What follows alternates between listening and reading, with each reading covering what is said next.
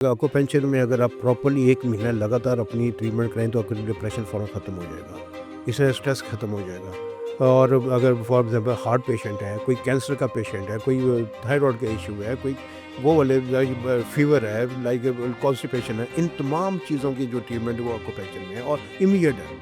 अच्छा, जैसे आपने अभी पहले बेटी के इलाज के बारे में बोला और पेन के ऊपर ज़्यादा आपने वो दिया ध्यान, तो आप मुझे इतना बताइएगा कि क्या और भी ऐसी बीमारियां हैं जैसे स्ट्रेस है, नर्व्स को काम करना है या पेट के मसाइल हैं, उनमें एक्यूपंक्चर जो है इस्तेमाल होता है? सर एक्यूपेंचर हर चीज़ के लिए इस्तेमाल होता है। अच्छा।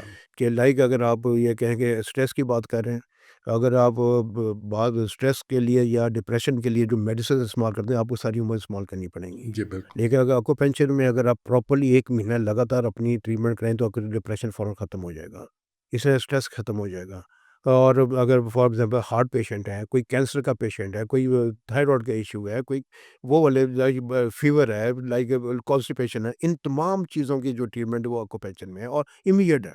इमीडिएट रिलीफ मिलेगा कि लाइक अगर आप आज आए हैं तो आप जब इस क्लिनिक से निकलेंगे तो आपके अगर मसला है कि फॉर एग्जाम्पल आपको फीवर है तो फीवर आपका 80% ख़त्म करके निकाल आप क्लिनिक से आउट होंगे कि इसकी हर चीज़ की ट्रीटमेंट आपको मिलेगी उसके अंदर। तो इसका मतलब है कि सिर्फ ये सोचना कि एक्यूपंक्चर सिर्फ पेन के लिए इस्तेमाल होता है, ये मुनासिब नहीं नहीं है, मिला सके सर। मुनासिब नहीं।